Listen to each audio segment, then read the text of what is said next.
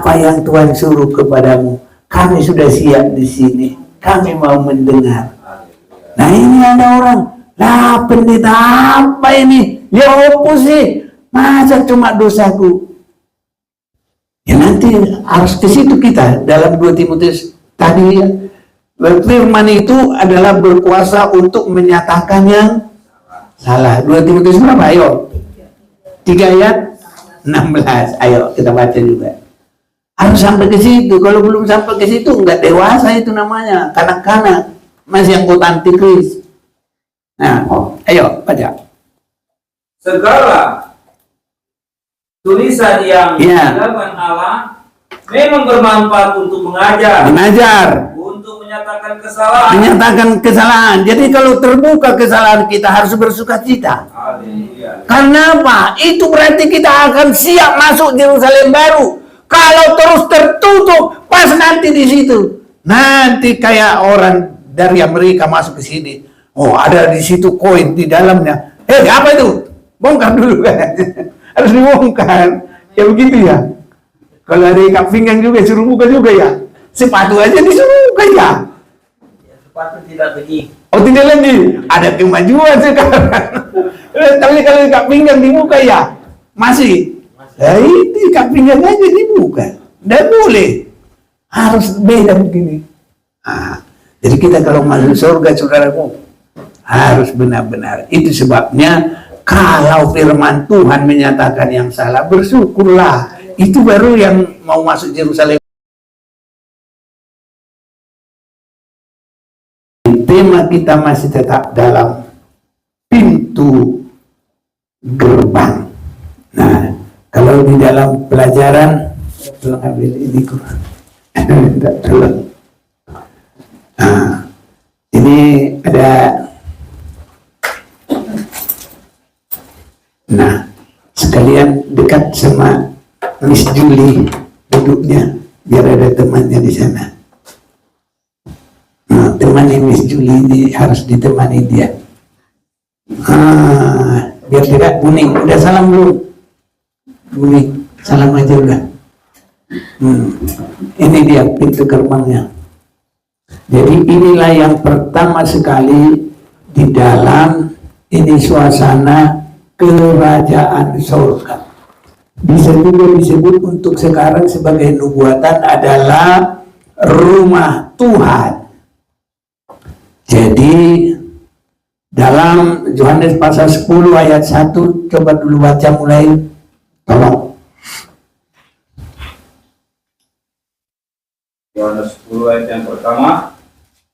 Gembala yang baik, aku berkata kepadamu, sesungguhnya siapa yang masuk ke dalam kandang domba dengan tidak melalui pintu, tetapi dengan memanjat tembok, ia adalah seorang pencuri dan seorang perampok. Iya, jadi kalau tanpa melalui pintu, itu pencuri, perampok, dan golongan orang yang perusak, ya, begal.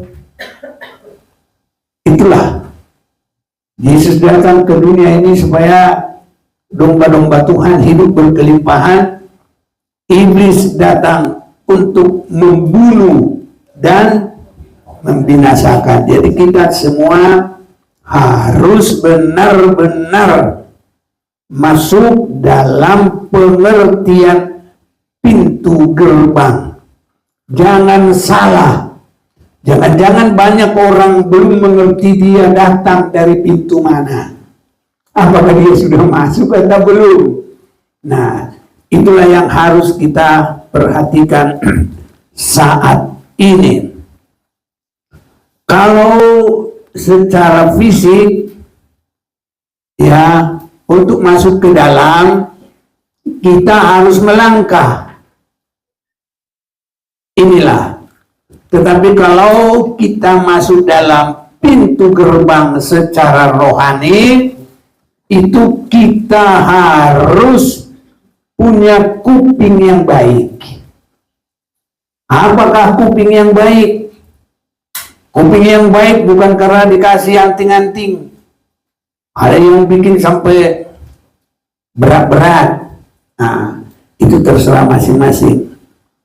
Tapi telinga yang baik adalah telinga yang mendengar dengan sungguh-sungguh. Jadi cara kita masuk adalah memiliki pendengaran yang sangat baik. Dan pintu ini juga adalah merupakan menunjuk kepada kita adalah percaya atau iman. Jadi iman itu terarah kepada Yesus, anak domba Allah yang mati tersalib bagi dunia. Tuhan yang datang jadi manusia. Dan di dalam posisinya kedatangannya untuk kita selalu langsung lihat dan kita masuk di dalam pintu ini, sehingga di dalam Filipi pasal 2 mulai ayat yang ke-6 itu, yang walaupun dalam rupa Allah tidak menganggap kesetaraannya, tidak mempertahankan kesetaraannya dengan Allah, melainkan mengambil rupa manusia. Biasanya manusia itu tidak mau turun, harus terus naik, harus merasa paling cantik padahal jelek, harus merasa paling kaya padahal dia punya orang, mobilnya orang dipinjam segala macam. Nah, itu namanya manusia. Tapi kalau Yesus pertama menampilkan dirinya bagi dunia adalah merendahkan dirinya. Itu sebabnya orang yang boleh masuk surga nanti harus yang mau rendah hati. Kalau yang sombong-sombong merasa paling hebat-hebat, susah. Buru-buru masuk dengar firman aja, apa kau? Aku udah tahu. Apa kau? Kamu lebih rendah, aku lebih pintar, segala macam. Tapi kalau orang rendah hati, suara air saja bisa jadi berkat bagi dia. Suara burung saja bisa, ya. Kadang-kadang manusia ini tidak harus orang hebat yang berbicara. Rasul Petrus bertobatannya suaranya apa? Ayam saja. Kagok bertobat dia. Oh, ini juga udah Tuhan kasih penggembala. Enggak suka saudara itu. Ya, itu sebabnya saudara-saudaraku. Posisi yang pertama Yesus sebagai pintu gerbang. Dia menampilkan, penampilan dirinya adalah yang mengurangi, mengosongkan diri. Mengosongkan diri. Haleluya, saudaraku. Ini harus langsung ada pada kita. Itu sebabnya kalau tidak mengerti nanti, jangan-jangan dia belum di dalam, masih di luar, saudaraku. Kasihan, ya. Ini saudara-saudara yang kasih baru.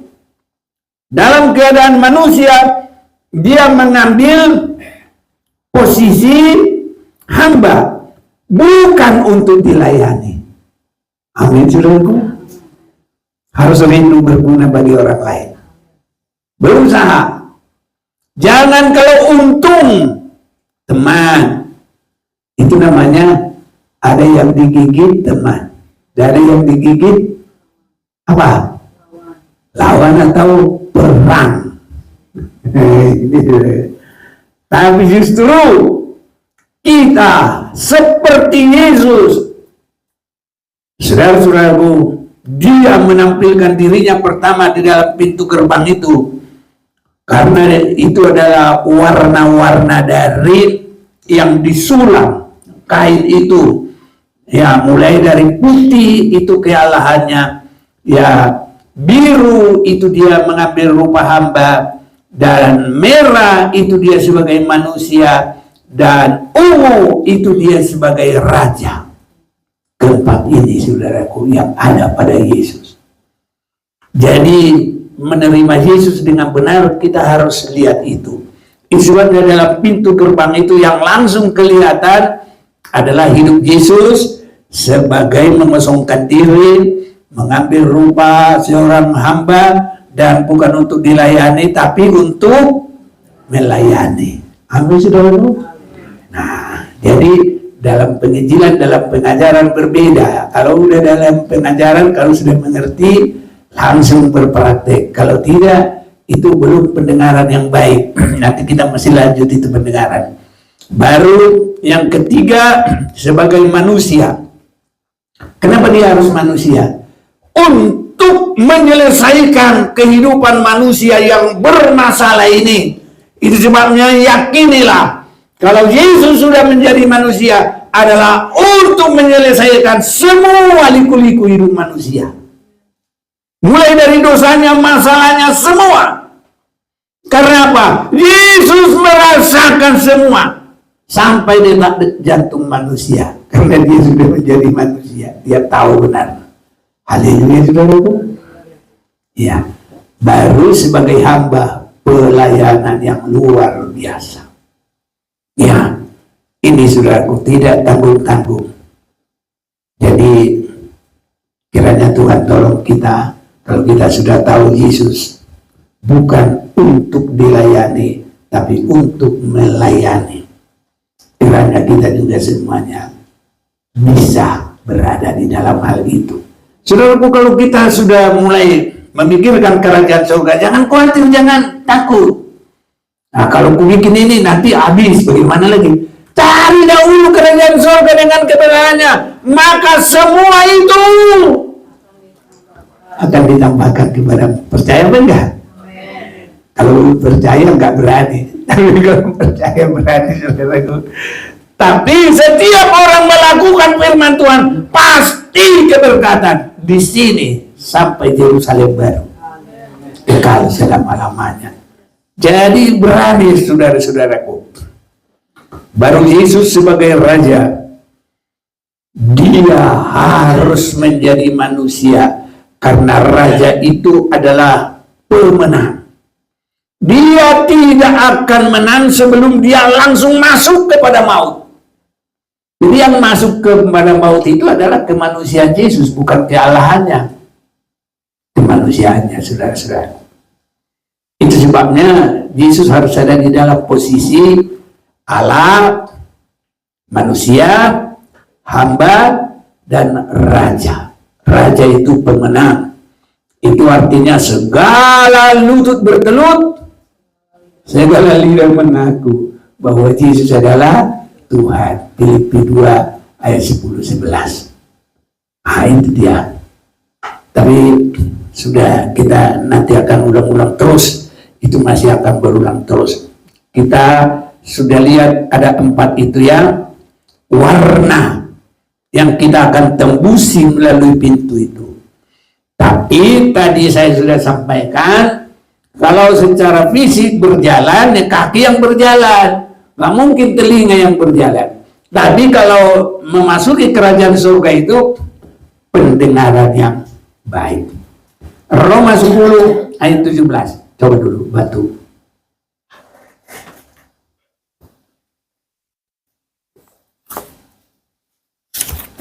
Roma 10 ayat yang ke-17. Demikian firman Tuhan. Jadi iman timbul dari pendengaran, dan pendengaran oleh firman Kristus. Jadi pintu gerbang ini adalah iman ataupun percaya. Dari mana datangnya percaya? Pendengaran. Kalau yang lain, kalau ditanya dari mana datangnya, Linta langsung tahu dia. Dari sawah turun ke kali, dari kali turun ke sawah, nggak tahu ya. Pokoknya sudah itu. Tapi iman datang dari pendengaran firman Tuhan. Nah, itu kita harus cepat tanggap. Iman datang dari pendengaran firman Tuhan. Percaya ini. Apa yang kita percayai? Yohanes 1 ayat 29. Ini dia. Ayo, baca. Yohanes 1 ayat yang ke-29. Ya. Ya, firman Tuhan. Pada keesokan harinya, Yohanes melihat Yesus datang kepadanya, dan ia berkata, "Lihatlah, Anak Domba Allah yang menghapus dosa dunia." Ya, inilah kepercayaan kita di sini. kita menerima Yesus Tuhan, anak Allah, domba Allah yang mengangkut dosa manusia. Inilah cara kita masuk. Jadi pendengaran yang baik. Tetapi pendengaran yang baik itu juga harus, ardian itu artinya menusuk sangat dalam. Mendengar firman Tuhan jangan asal selintas, tapi dengar dari satu, masuk ke dalam dan menusuk sangat dalam. Jangan sakitnya menusuk sangat dikit, seperti tes darah. Nah, kalau tes darah jangan dalam-dalam, ya cuma dikit ya, paling sakit, lebih sakit dari digigit nyamuk katanya kan. Nah, itu kalau periksa darah. Tapi kalau ini menusuk sampai ke dalam, itu sampai di dalam hati. Ini saudaraku, kita masih ulang itu baca dalam Isra pasal 2 ayat 37. Ketika mereka mendengar hal itu, hati mereka sangat terharu. Lalu mereka bertanya kepada Petrus dan rasul-rasul lain, apakah yang harus kami perbuat, saudara-saudaraku? Ini gereja mula-mula, pintu awalnya, dan begitu seterusnya sampai Tuhan Yesus datang. Sama bobotnya. Mendengar itu jangan asal begitu saja, enggak ada lengket sama sekali. Harus terharu. Terharu itu dalam bahasa Yunaninya, ya ardian itu artinya ditusuk sampai dalam. Merasakan sakit. Apa itu namanya? Adalah hati yang menyesal sungguh-sungguh. Menyesali apa? Semua perbuatan yang tidak baik. Haleluya.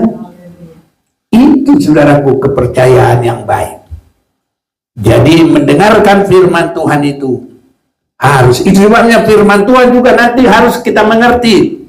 Susunan yang pertama itu firman tentang kebaikan Tuhan saja. Itu kita hanya menerima. Tetapi nanti harus sampai firman yang menyucikan, firman yang memandikan, firman yang mematikan keinginan daging, harus sampai terjadi. Itu sebabnya kalau hanya sebagian yang pertama, hanya semua maunya hanya cukup anugerah, semua hanya kasih Tuhan, itu nanti suatu waktu diserahkan ke antikris. Tapi yang sudah teruji, yang sudah dikuduskan, itu yang nanti boleh akan masuk terus sampai bersama dengan Tuhan. Jadi harus ada firman awal, itu namanya bagaikan disebut susu. Itu kalau Ibrani pasal yang kelima. Coba baca Ibrani 5 mulai 9-nya.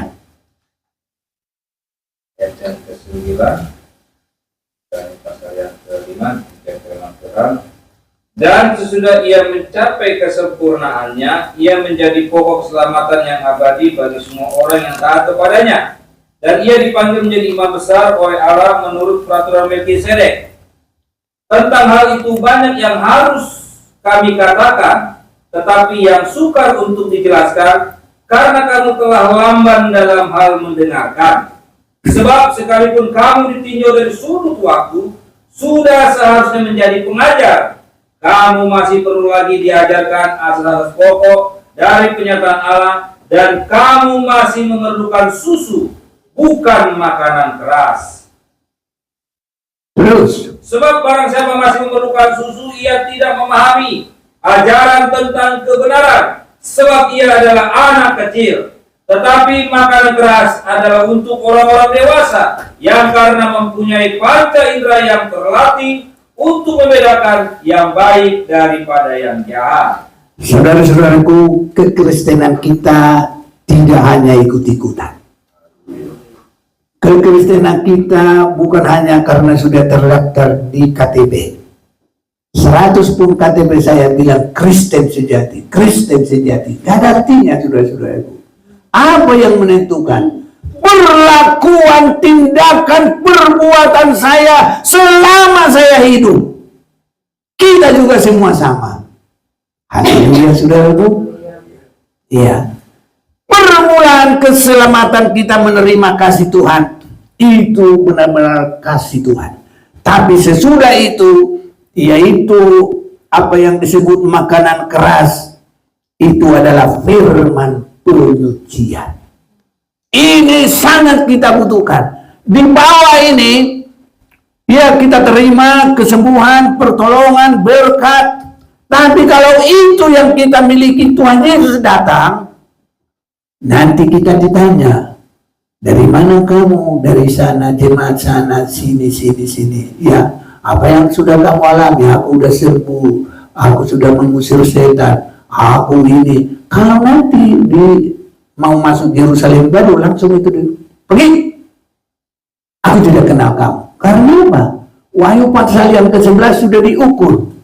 Nah, jadi kalau yang pertama tadi, biarpun itu baik semuanya, tapi kalau dia nggak melanjut lagi, itu diserahkan kepada antikris.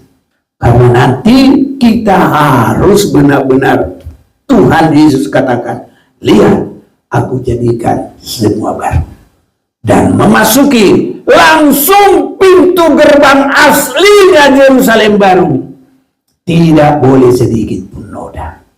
Haleluya. Tapi Tuhan tolong kita. Pasti. Asal kita semakin berani menerima firman yang keras itu. Ya, jadi firman itu dua bagian. Susu yang enak-enak. Gak usah pakai dikunyah. Ya, tinggal minum aja, glek. Enak, saudara. Ya. Tapi kalau makan tulang-tulang, jangan asal kunyah, nanti giginya yang sompel. Hati-hati. Dan benar-benar di situ memerlukan ketekunan, kesabaran, semuanya. Dan benar-benar itu adalah pengolahan yang sesungguh-sungguhnya. Jadi kalau ke Yerusalem baru itu, saudaraku, dalam Wahyu pasal yang ke-21 ayat 8, ya bolehlah cepat-cepat. Ayat ke-8 ayat 21. Tetapi orang-orang penakut, orang-orang yang tidak percaya, orang-orang keji, orang-orang pembunuh, orang-orang sundal, tukang-tukang sihir, penyembah-penyembah berhala, dan semua pendusta, mereka akan mendapat bagian mereka di dalam lautan yang menyala-nyala oleh api dan belerang. Inilah kematian yang kedua. Ayat 27, ya firman Tuhan, tetapi tidak akan masuk ke dalamnya sesuatu yang najis, atau orang yang melakukan kekejian, atau dusta, tetapi hanya mereka yang namanya tertulis di dalam kitab kehidupan anak domba itu. 22:15. 22 ayat 15. Tetapi anjing-anjing dan tukang-tukang sihir, orang-orang sundal, orang-orang pembunuh, penyembah-penyembah berhala, dan setiap orang yang mencintai dusta dan yang melakukannya tinggal di luar. Saudara-saudaraku, di luar Yerusalem baru. Setelah Yerusalem baru itu turun dari surga, itu tempat Allah bersama dengan manusia kekal selama-lamanya. Tidak boleh ada sedikit pun masuk dosa. Wahyu 21, coba ayat 2 biar coba. Ayat yang kedua, sama 3 ya. Dan aku melihat kota yang kudus, Yerusalem yang baru, turun dari surga, dari Allah, yang berhias bagaikan pengantin perempuan yang berdandan untuk suaminya. Lalu aku mendengar suara yang nyaring dari takhta itu berkata, lihatlah, kemah Allah ada di tengah-tengah manusia, dan ia akan diam bersama-sama dengan mereka. Mereka akan menjadi umatnya, dan ia akan menjadi Allah mereka. Iya, kalau di sini ada kemah Allah, ini kan kemah Allah. Skema tabernakel atau pola keselamatan Allah, ini kemah Allah, sama dengan apa yang dilihat oleh siapa tadi yang baru mimpi? Yakub. Ini adalah rumah Allah, dan dahsyat. Ini adalah pintunya. Begitu. Jadi saudaraku, dia lihat itu pintu itu seperti tangga. Coba dulu baca lagi ulang tadi, ya. Kejadian 28. Ya. Ayat 16. Ketika Yakub bangun dari tidurnya, berkatalah ia, sesungguhnya Tuhan ada di tempat ini, dan aku tidak mengetahuinya. Ia takut dan berkata, alangkah dahsyatnya tempat ini tidak lain dari rumah Allah, ini pintu gerbang sorga. Iya. Ayat sebelumnya, ayat 12 boleh. Ayat 12. 15 juga boleh. Ya udah, boleh 12. Maka bermimpilah ia, di bumi ada didirikan sebuah tangga yang ujungnya sampai di langit, dan tampaklah malaikat-malaikat Allah turun naik di tangga itu. Berdirilah Tuhan di sampingnya dan berfirman, akulah Tuhan, Allah Abraham, nenekmu, dan Allah Ishak. Tanah tempat engkau berbaring ini akan kuberikan kepadamu dan kepada keturunanmu. Keturunanmu akan menjadi seperti debu tanah banyaknya, dan engkau akan mengembang ke sebelah timur, barat, utara, dan selatan. Dan olehmu serta keturunanmu, semua kaum di muka bumi akan mendapat berkat. Ya, jadi kita sudah melihat tadi ayat 12. Maka bermimpilah ia, di bumi ada didirikan sebuah tangga yang ujungnya sampai di langit, dan tampaklah malaikat-malaikat Allah turun naik di tangga itu. Nah, apa itu tangga? Kita sering, bagaimana kita nanti bisa mengerti? Tangga itu ini, percaya dulu kepada korban Yesus Kristus. Ya, ini Markus pasal yang ke-16 ayat 15. Apa katanya? Coba. Markus 16. Ya.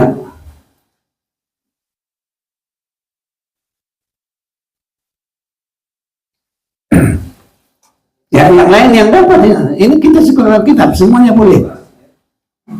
Ayat 16. Mulai 15. Markus 15 ayat 16 ayat 15. Ayo yang lain. Berebut. 16 ayat 15. Firman Tuhan. Lalu ia berkata kepada mereka, pergilah ke seluruh dunia, beritakanlah Injil kepada segala makhluk. Jadi di sini yang pertama kuping ya, harus mendengar. Amin. Kalau nggak mendengar, ya pemberitaan itu nggak ada artinya. Nah, lanjut. Siapa yang percaya dan dibaptis akan diselamatkan. Jadi percaya, dibaptis. Firman tidak boleh dikurang, tidak boleh ditambah. Dan juga tidak boleh dibalik-balik. Siapa kita? Kita bisa membalik-balik. Suratnya orang aja nggak boleh digores-gores, nggak boleh dibalik-balik. Harus apa adanya. Lah ini banyak mulai nanti gereja sudah masuknya nggak tahu dari mana-mana. Ada yang dibalik-balik lah, dibaptis dulu baru nanti percaya. Belajar percaya nanti. Itu sudah kebalik-balik. Nanti terlalu banyak lagi apa yang kita pelajari dan sudah mulai banyak kita pelajari yang terjadi di tahun 313. Itu Kaisar Konstantinus menjadi Kristen. Tadinya mereka semua sampai matinya Rasul Paulus, Petrus semua ada dalam penyiksaan yang hebat dari Roma. Tapi di dalam 313 ya waktu pulang dari peperangan adalah hampir seperti pandangannya siapa ini, si Yakub. Tapi Yakub mimpi kalau Konstantinus memang dia lihat di langit ada tanda salib dan ada tulisan berperanglah dengan ini. Mulai dari situ dia percaya sama Yesus dan dia selalu menang, dan itulah kemenangan, dan saat itulah berganti. Dan nanti kalau kita pelajari itu permulaan dekrit, edik Milano. Nah, sebagai yang berdasar hukum, mulailah nanti tidak boleh lagi menyiksa orang Kristen. Itu 313. Nah ingat, jadi karena kita sekolah Alkitab, firman Tuhan dan sejarah harus kita tahu. Jadi jangan asal begitu-begitu saja. Semua harus kita ngerti. Kalau Tuhan kasih pengertian. Tapi sebaiknya kita berdoa biar bisa mengerti. Haleluya.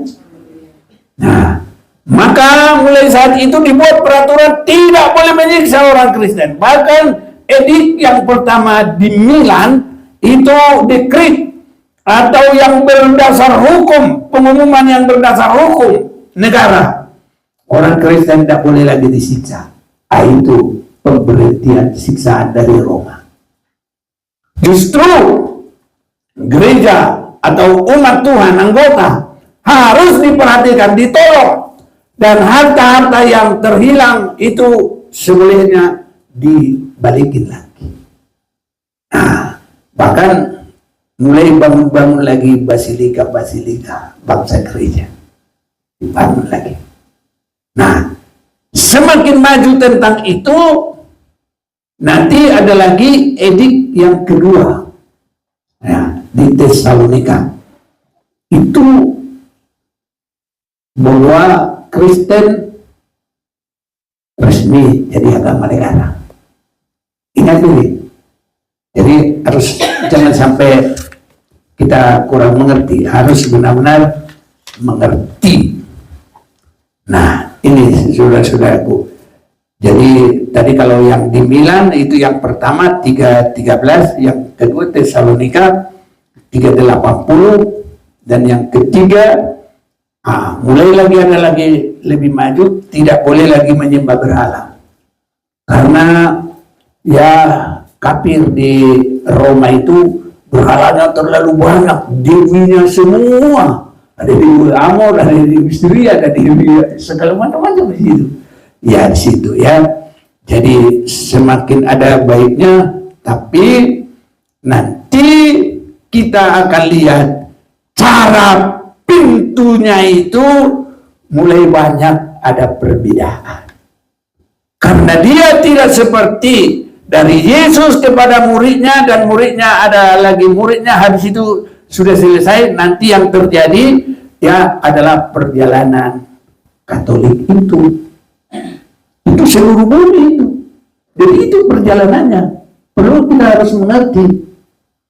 Kapan ada Pentakosta dan apa? Itu nanti 1517 mulailah terbuka matanya si Martin Luther. Mulailah diprotes satu-satu. Dan dia mulai berkata,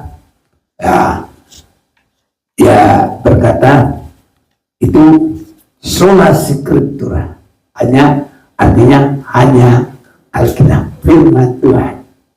Nah, baru sola fide, hanya iman. Sola gratia, hanya kemurahan Tuhan. Nanti ada lagi solus Christus, hanya Kristus. Baru soli Deo gloria, hanya Tuhan yang dimuliakan. Itu adalah protes awal yang paling nyata dari Martin Luther. Baru nanti kita semuanya semakin kembali lagi ke Alkitab semula seperti masa Rasul mula-mula. Gitu.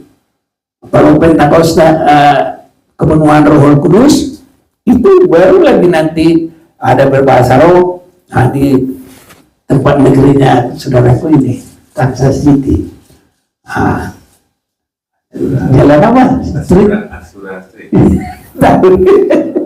Iya. 1906. Ya, permulaan kembali ke gerakan Roh Kudus. Kalau Pentakosta 1948.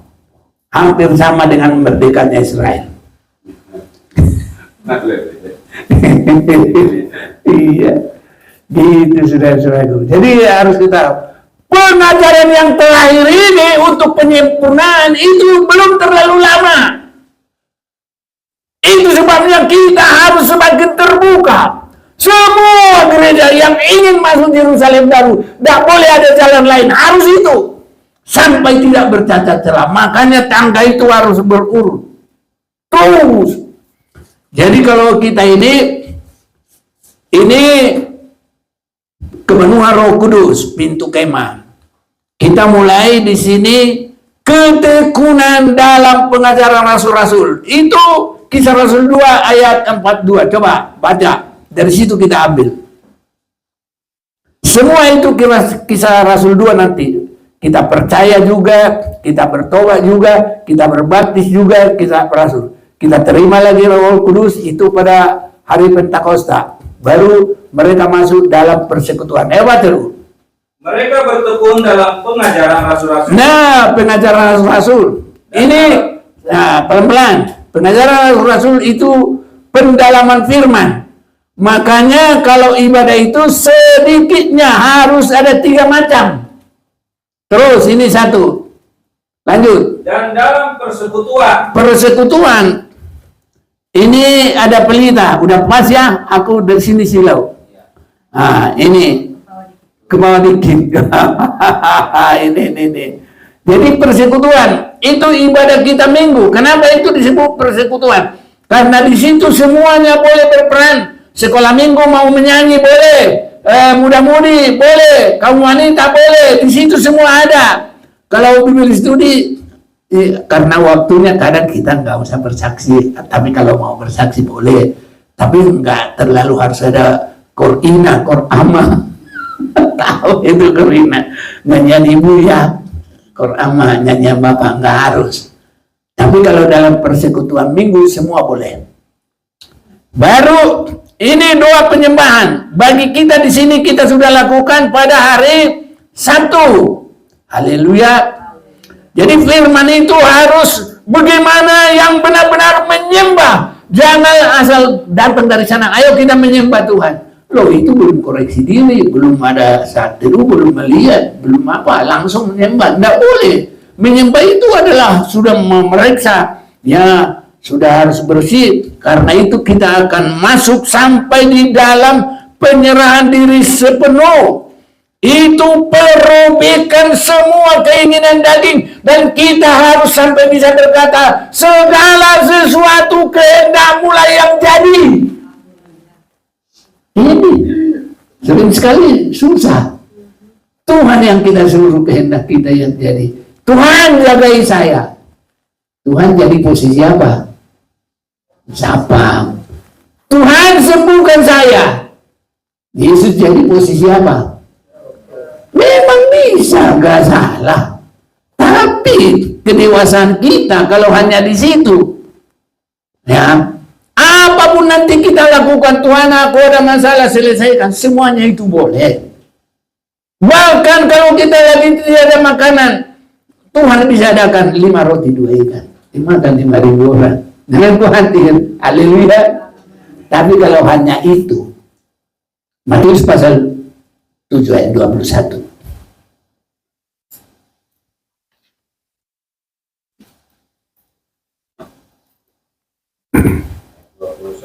Ya. Bukan setiap orang yang berseru kepadaku Tuhan, Tuhan akan masuk ke dalam kerajaan surga, melainkan dia yang melakukan kehendak Bapakku yang di surga. Iya, terus. Pada hari terakhir banyak orang akan berseru kepadaku, Tuhan, Tuhan, bukankah kami bernubuat demi namamu? Nah, bernubuat demi nama Tuhan, terus. Dan mengusir setan demi namamu. Mengusir setan. Dan mengadakan banyak mujizat demi namamu juga. Mengadakan banyak mujizat. Nah, itu namanya di dalam yang pertama, dan itu adalah karunia di dalam penginjilan. Itu sebabnya di luar ini atau di luar kemah, Yesus keluar menginjil. Dan di situ dibutuhkan adalah mujizat supaya orang masuk dan percaya. Tapi kalau sudah di dalam, yang dibutuhkan adalah persekutuan, pengajaran rasul-rasul, penyembahan yang benar. Dan itu adalah tingkat untuk masuk Yerusalem baru. Dan nanti di sini disebut halaman, ini semua. Nanti di sini ruang kudus. Dan di sini seperti nyanyi kita itu, ku masuk ruang maha kudus. Bibi Studio aja nggak pernah, dari mana dia masuk ruang maha kudus? Karena orang kudus, karena firman Tuhan. Coba dulu Yohanes 17 boleh. Nah, cepat-cepat ya.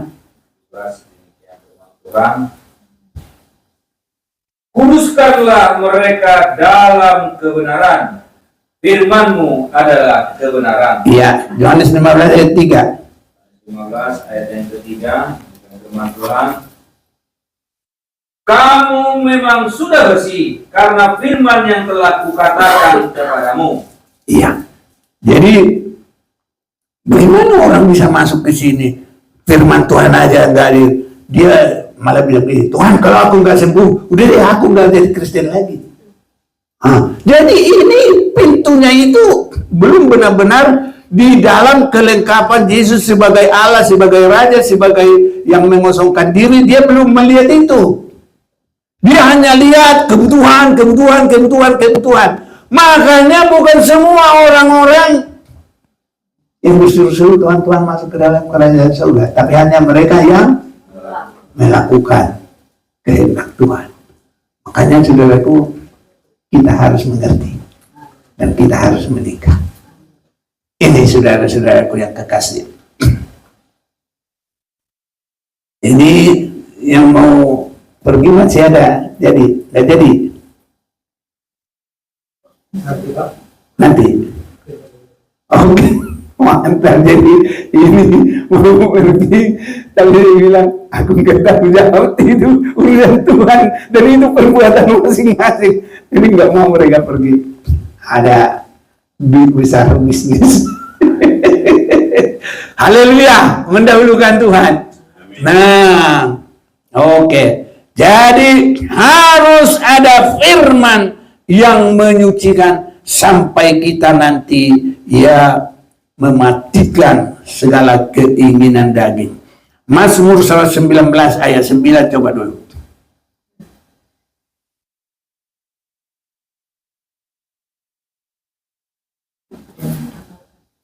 Ayatnya 9. Ya. Dengan apakah seorang muda mempertahankan kelakuannya bersih dengan menjaganya sesuai dengan firman-Mu? Ya, muda boleh secara fisik, tapi muda secara rohani untuk masuk ke dalam kedewasaan rohani. Harus firman Tuhan menjadi kesukaan kita. Firman-Mu adalah kesukaanku. Makanya saudaraku, teruslah nanti Bible Study, sekolah kitab ya. Cuma nanti kita kalau Desember libur lah kita dulu. Karena kita yang buat peraturan, bukan pemerintah. Nanti kalau Natal semuanya jangan mengganggu lah. Nah ini ayat 11. Ayat yang ke-11. Dalam hatiku aku menyimpan janji-Mu, supaya aku jangan berdosa terhadap Engkau. Jadi simpan di dalam hati sampai terus itu membuat ya artian tadi menusuk untuk mengoreksi diri, untuk menyesali yang tidak baik, dan untuk menguduskan hati kita. Jadi firman itu harus bisa terima. Jangan hanya yang enak-enak, dielus-elus, kalau sedikit menyinggung, marah, lari. Saudaraku, firman itu jangan sampai kita abaikan walaupun dia tajam daripada pedang. Karena firman itu sangat tajam. Duranya 4 dulu nanti baca-baca.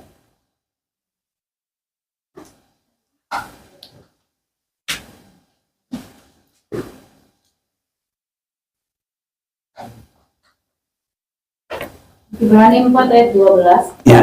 Sebab firman Allah hidup dan kuat dan lebih tajam daripada pedang bermata dua manapun. Ia menusuk amat dalam sampai memisahkan jiwa dan roh, sendi-sendi dan sumsum. Ia sanggup membedakan pertimbangan dan pikiran hati kita. Iya.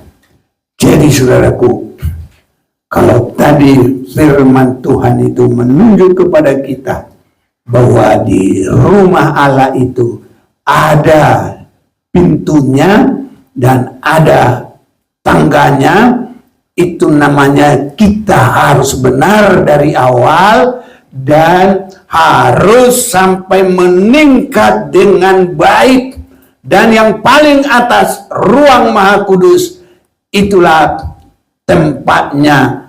Ini peti adalah menuju gereja itu yang sudah dikuduskan, yang walaupun dia dari kayu penaga yang hitam, tapi sudah disalut emas di luar dan dalam, dan ada naungan dari Bapa, itu dua kerub itu, Bapa dan Roh Kudus, dan tutupnya itu adalah Yesus Kristus sendiri. Jadi kloplah semua menaungi gereja yang menang.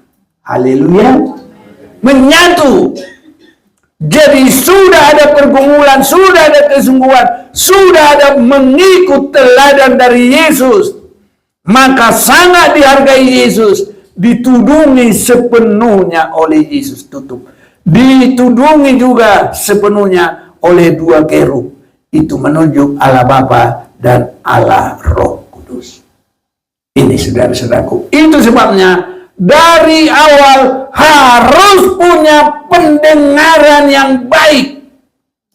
Orang Kristen yang pertama, boleh disebut yang pertama, yang bukan dari orang Israel, adalah orang Italia juga. Siapa itu kira-kira? Cornelius. Ayo kita baca di mana Alkitab? Iya, Alkitab di mana? Ya, di salah 10 ya. Oke. Baca.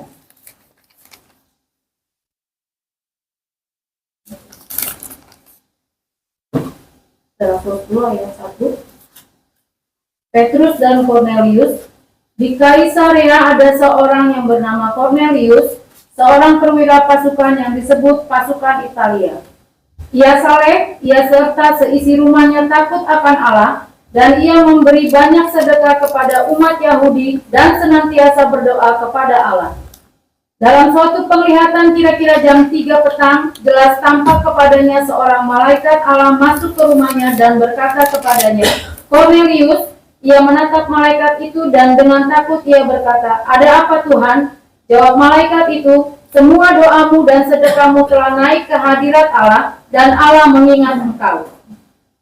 Nah, jadi ini saudara-saudaraku, kalau kita lihat sebenarnya ya, di Kaisarea ada seorang bernama Cornelius, seorang perwira pasukan yang disebut pasukan Italia.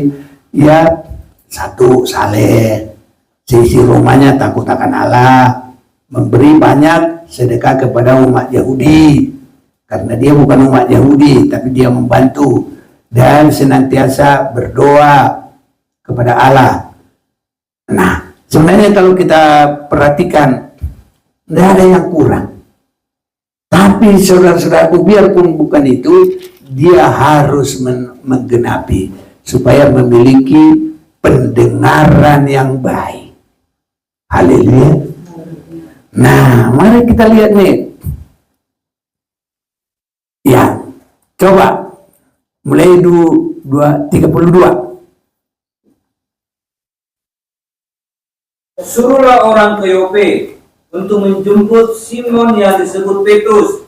Ia sedang menumpang di rumah Simon, seorang penyamak kulit yang tinggal di tepi laut. Karena itu, segera kusuruh orang kepadamu, dan dengan senang hati engkau telah datang. Sekarang kami semua sudah hadir di sini di hadapan Allah untuk mendengarkan apa yang ditugaskan Allah kepadamu. Terus. Lalu mulai Petrus berbicara. Ya. Katanya, sesungguhnya aku telah mengerti bahwa Allah tidak membedakan orang. Ya. Setiap orang dari bangsa manapun yang takut akan Dia yang mengamalkan kebenaran berkenan kepadanya. Terus. Itulah firman yang ia suruh sampaikan kepada orang-orang Israel, yaitu firman yang memberitakan damai sejahtera oleh Kristus yang adalah Tuhan dari semua orang. Terus. Kamu tahu tentang segala sesuatu yang terjadi di seluruh tanah Yudea, mulai dari Galilea, sesudah baptisan yang diberitakan oleh Yohanes, yaitu tentang Yesus dari Nazaret, bagaimana Allah mengurapi dia dengan Roh Kudus dan kuat kuasa, dia yang berjalan berkeliling sambil berbuat baik dan menyembuhkan semua orang yang dikuasai iblis, sebab Allah menyertai dia. Ya, sekarang saya baca ya. Saya mengulang ini ayat 32. Atau bersama kita semua 1, 2, 3.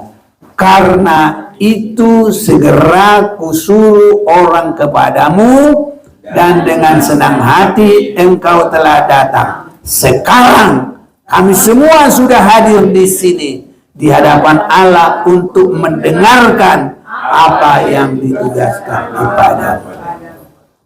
Ini saudaraku, kalau begini jemaat itu senang. Apa yang Tuhan suruh kepadamu, kami sudah siap di sini. Kami mau mendengar. Nah ini ada orang, lah pendeta apa ini? Ya apa sih? Masa cuma dosaku? Ya nanti harus ke situ kita dalam 2 Timotius tadi ya. Firman itu adalah berkuasa untuk menyatakan yang salah. 2 Timotius berapa? Ayo. 3 ayat 16. Ayo kita baca juga. Harus sampai ke situ. Kalau belum sampai ke situ enggak dewasa itu namanya. Kanak-kanak. Masih anggota antikris. Nah, ayo baca. Segala tulisan yang dilakukan Allah memang bermanfaat untuk mengajar, untuk menyatakan kesalahan. Jadi kalau terbuka kesalahan kita harus bersuka cita. Karena apa? Itu berarti kita akan siap masuk Yerusalem baru. Kalau terus tertutup, pas nanti di situ, nanti kayak orang dari Amerika masuk ke sini. Oh, ada di situ koin di dalamnya. Apa itu? Bongkar dulu kan. Harus dibongkar. Ya begitu ya. Kalau ada ikat pinggang juga suruh buka juga ya. Sepatu aja disuruh buka ya. Sepatu tidak lagi. Oh tidak lagi. Ada kemajuan sekarang. Tapi kalau ikat pinggang dibuka ya masih. Nah, itu ikat pinggang aja dibuka. Tidak boleh. Harus beda begini. Nah, jadi kita kalau masuk surga saudaraku harus benar-benar. Itu sebabnya kalau firman Tuhan menyatakan yang salah, bersyukurlah. Itu baru yang mau masuk Yerusalem baru. Kalau enggak, hanya Kristen KTB, Kristen ikut-ikutan, Kristen berkat. Kalau berkat kemana-mana maju. Ya pas hanya pelajaran Alkitab. Kemana dia? Tak mau, saudara itu. Tapi kalau ada bagi sembako, ya untuk pendeta, dia bukan pendeta pun bikin lagi deh, jadi pendeta. Meningkat, saudaraku. Nah itu, tapi di sini nggak ada, beda. Ini sebabnya siap mendengar yang kesalahannya dinyatakan, siap mendengar yang kesalahannya dibeberkan. Tapi kan dibilang si anu kan nggak buka gitu. Tapi masing-masing kita tarik diri sendiri. Adakah itu di dalam saya? Kalau ada ya kita, Tuhan ampuni saya. Saya terima kasih Tuhan. Seandainya itu nanti koreksinya sudah langsung di Yerusalem baru, saya nggak boleh lagi masuk. Nggak ada waktu pertobatan. Waktunya waktu yang indah. Itu sebabnya Kornelius harus menyatakan dirinya pendengar yang baik. Haleluya. Kami sudah ada di sini, kami siap mendengar. Jadi cara mendengar itu sebabnya dalam Lukas 8 berapa? 18, perhatikanlah caramu mendengar. Jangan sakit hati kalau tertuduh, saudara-saudara. Baca juga itu biar kita datang kepada Tuhan. Ya. Karena itu perhatikanlah cara kamu mendengar. Karena siapa yang mempunyai, kepadanya akan diberi, Tetapi siapa yang tidak mempunyai, daripadanya akan diambil juga apa yang ia anggap ada padanya. Nah, jadi kita saudaraku harus sampai mempunyai kehidupan seperti Yesus. Ini saudara-saudara, itu yang kita punyai. Dari mana itu datangnya? Dari cara kita mendengarkan firman Tuhan. Dan cara kita menerima itu harus sampai tertusuk dalam hati, menjadikan satu penyesalan yang dalam koreksi bagi semua yang tidak sesuai dengan firman Tuhan.